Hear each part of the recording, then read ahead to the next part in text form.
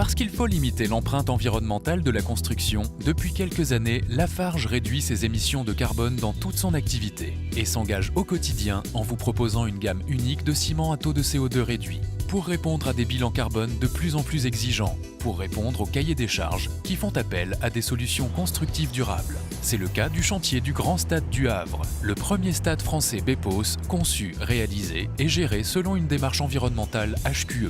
Un projet dont le bilan carbone exemplaire est dû en partie à l'utilisation de béton mis en œuvre avec nos ciments à taux de CO2 réduit, des ciments produits à la cimenterie du Havre comme le CEM5. Le projet ici à l'usine du Havre a pris plusieurs années.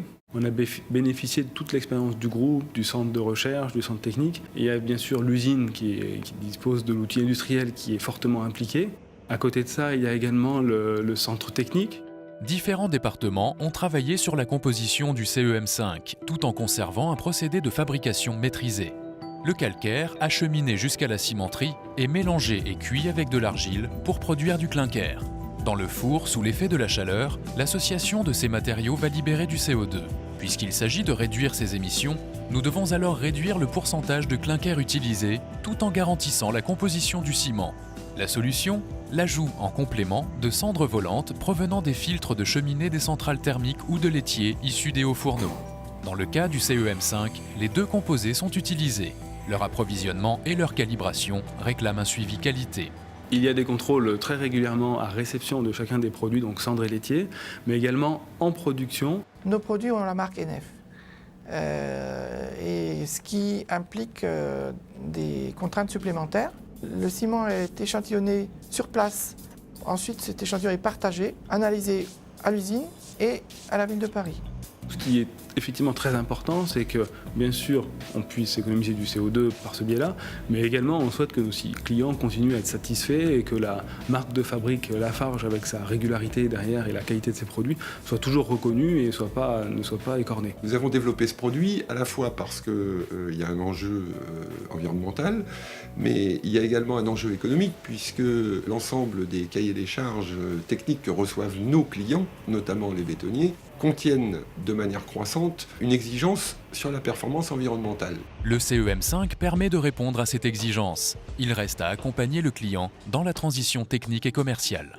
Nous avons besoin de le rassurer, de l'accompagner, de lui donner des preuves, de façon à ce que lui-même se sente suffisamment à l'aise avec le produit.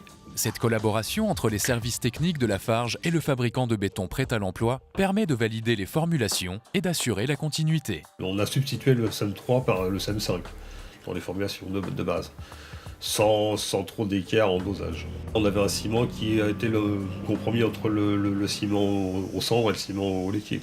On récupérait les avantages des deux composants, la résistance du laitier à long terme et la performance de la cendre volante. Pour l'utilisation en période hivernale, on avait un meilleur décoffrage sur les chantiers et on a eu une bonne surprise, c'est qu'en temps de prise et en durcissement, on était mieux qu'avec le CEM3 à jeune âge.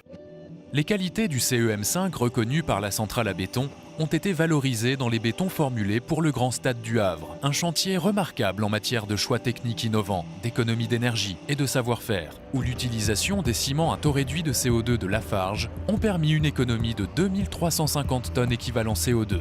Quand on choisit un béton sur un ouvrage où on va en couler plus de 40 000 m3, on n'a pas le droit à l'erreur. Donc il faut prendre le temps, il faut écouter tous les acteurs et il faut profiter de toutes les évolutions techniques. Les exigences en matière de qualité environnementale des bâtiments sont aujourd'hui de plus en plus importantes dans les différents projets. Nous avons mené une part active d'études sur le volet énergétique du bâtiment. On a 8 bétons différents sur ce projet. Le CEM5 il rentre dans la fabrication du béton qui a servi à faire tous les ouvrages porteurs. Il sert aussi à la fabrication des bétons qui ont été faits dans les portiques, dans les crémaillères, donc dans les ouvrages dimensionnants du stade. La recherche, l'économie en carbone ne s'improvise pas, elle s'anticipe dès le début de la conception avec l'ensemble des acteurs. Le Grand Stade va être un exemple. Nous avons souhaité que cette performance soit élevée. Nous nous sommes donné les moyens.